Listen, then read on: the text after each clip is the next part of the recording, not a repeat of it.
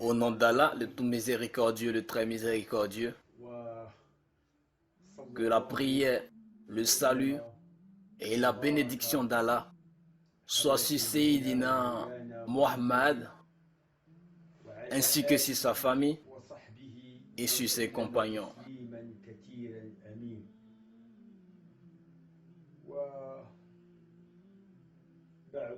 Ensuite,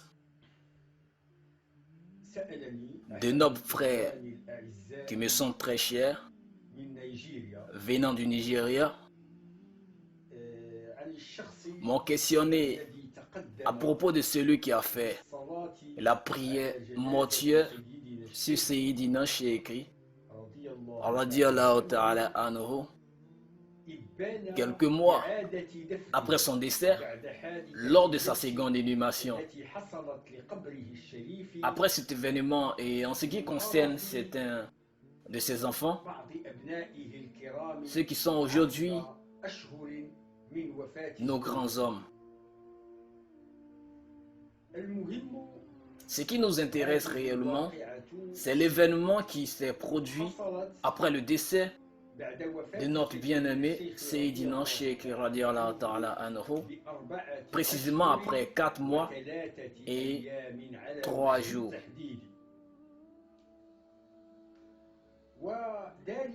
Lorsque ses enfants ont demandé à déménager de la ville de Fès pour aller vers le désert, ils ont déterré le corps du Cheikh radiyallahu ta'ala anhu et l'ont mis dans un cercueil en vue de se rendre dans la ville d'Ain Mahdi pour l'inhumer de nouveau là-bas. Avant leur voyage, ils sont allés déposer le corps du Cheikh à Dar Miaya, dans une chambre là-bas, afin d'avoir assez de temps pour bien se préparer au voyage qu'ils souhaitent effectuer. Le cercueil est resté à Dar Miaya pendant exactement 2 jours. Depuis qu'il a été déterré, et c'est le 18 du mois de Sofar, au moment où aucun habitant de Fès ne savait que le corps de Cheikh radiyallahu anhu a été déterré, et c'est là jusqu'au 21 du mois de Sofar. Sur ce thème, l'érudit Seydi Ahmad Skerij s'est prononcé dans le 3e chapitre de son livre Rafonikab, où il dit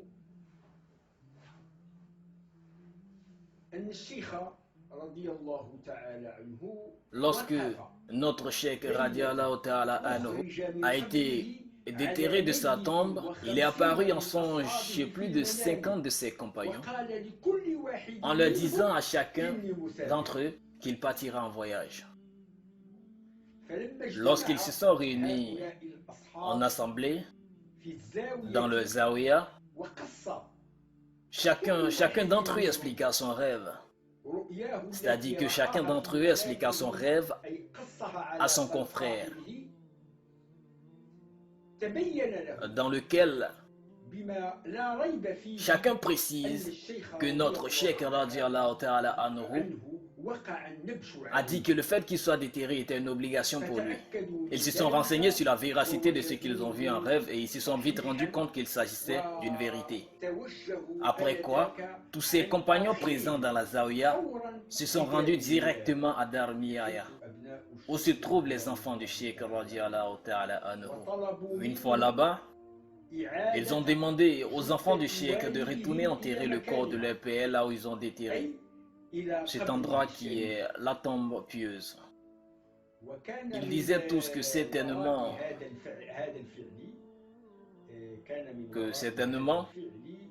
c'est un habitant de Sohara venant des esclaves qui poussait les enfants du Cheikh à faire une telle chose, et qu'il n'y a aucun intérêt à se faire une renommée en ce moment. Et c'est encore ce groupe de personnes qui a incité les enfants du Cheikh à poser de tels actes. Après quoi les enfants du cheikh, nos shérifs, n'ont pas accepté.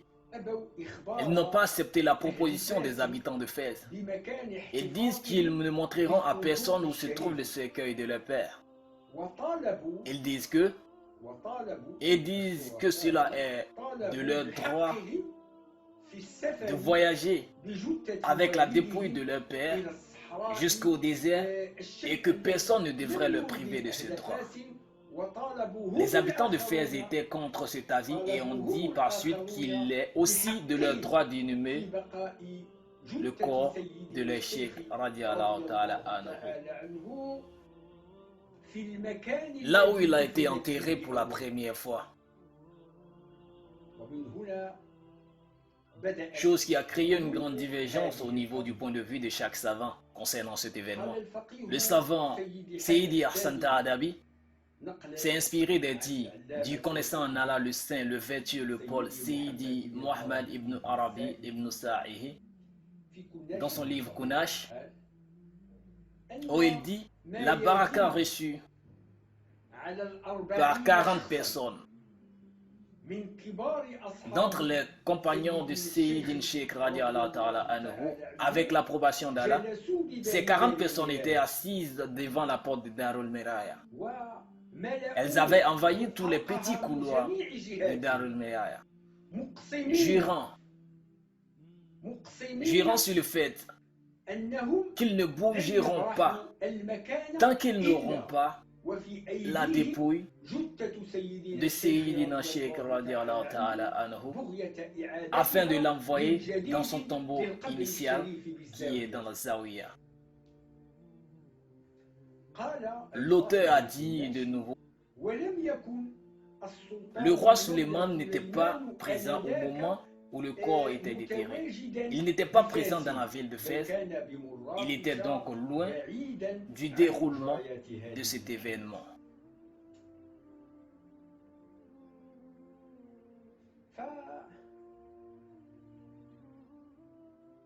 Si on raisonne d'une autre manière, on se rend compte que l'érudit Sayyidi Ahmad Skerij a dit dans son livre Kashful Hijab, Aman Talak ma Sheikh Tidiane min al-Hasab, un livre qui a été d'une grande importance, dans la résolution de ce litige. Il dit, le shérif Maurice, appelé Sayyidi Moussa Bil Mahfouz, que Dieu l'a créé, il avait saisi une épée en main et il était devenu un homme puissant. Il a donc capturé Sayyidin Muhammad al-Ashari à Dar Miraya, qui est un envoyé de Dar Miraya, jurant sur le fait que si Mohamed Ashari ne lui montre pas où se trouve le cercueil de Sayyidina radiallahu ta'ala anhu, il l'égorgerait. Et c'est là dans l'immédiat. Lorsque Mohamed Ashari remarque l'air sérieux de ce dernier, il a compris que Chérif Sidi Madibun Mahfouz ne plaisantait pas. Il eut peur et indiquera l'endroit où se trouve le corps de Sayyidina Cheikh. Ils se sont ensuite rendus là-bas. Ils ont pris le corps. Et ont enlevé le drap mortuaire sur lui. Ensuite, ils l'ont changé par un nouveau drap et l'ont inhumé de nouveau dans son ancienne tombe. Ce sont les compagnons de Cheikh radiallahu anhu qui se sont occupés de ses funérailles, particulièrement le connaissant en Allah, Sayyidina Muhammad ibn Abdul Khalib, qui est Harouch. C'est ce dont parle l'érudit Sayyidi Ahmad Skerij dans son livre Rafa et Niqab.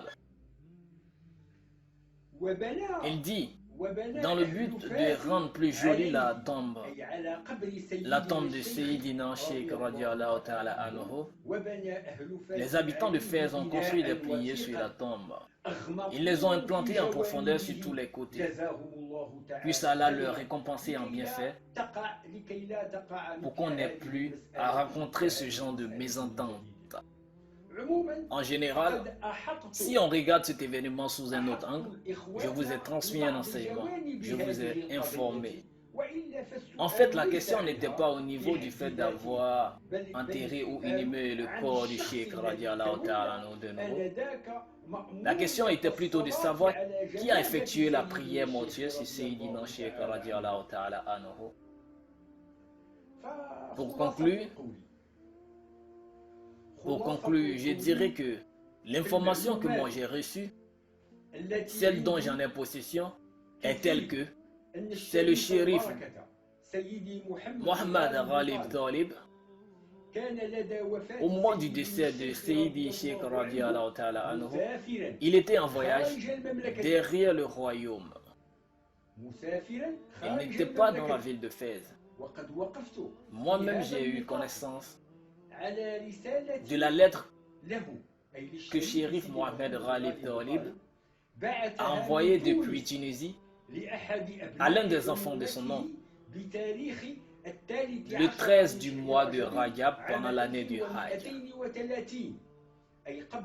avant la mort de Sayyidina Sheikh radiallahu ta'ala anhu, environ 2 mois avant son décès.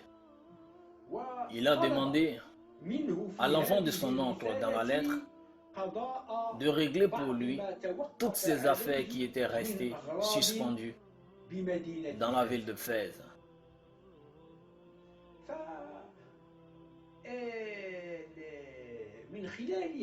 L'objectif de ce test est de faire en sorte que vous compreniez beaucoup de choses.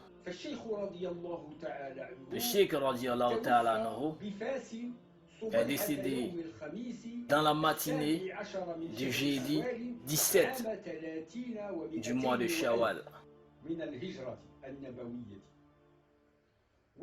Par suite, sa prière mortuaire fut effectuée après la prière de Dhuhr à la mosquée de Karaouyen. Et ceci est un événement connu de tous. Celui qui a effectué cette prière mortuaire sur la dépouille de Cheikh radiallahu anhu est l'imam de cette mosquée, le grand savant Sidi Mohammed al-Ma'rou ibn Ibrahim Abdul Khali de Mashnazai à Fès. C'était là la première prière mortuaire sur Sayyidina Sheikh radiallahu ta'ala anhu. C'est de là qu'est partie les confusions entre les savants. À ce sujet, un Cheikh Tidjani a dit: il y a un événement qui s'est produit, un événement que nous avons du mal à digérer. Parce que certains ont entendu dire que Sayyidina Sheikh radiallahu ta'ala anhu avait dit qu'après sa mort, que celui qui effectuera sa prière mortuaire est son compagnon et disciple Mohammed Ghalib Talib. Or, tout le monde sait que les dits du Cheikh ne sont pas que des mots prononcés. Par ailleurs, Mohammed Ghalib n'était pas présent lors du décès du Cheikh. Il n'était pas présent non plus lors de sa prière mortuaire, encore moins lors de son enterrement. Aussi, le savant Sayyidi Ahmed al-Banani Kallah s'est prononcé sur le même sujet en fonction des dits de la géniteur, en affirmant que Shérif Sidi Mohammed Ghalib Talib était en voyage. Il était en voyage hors de la ville de Fès, 2 semaines avant, dans le mois de Safar. Cela s'est passé en 1231 de l'Hégire.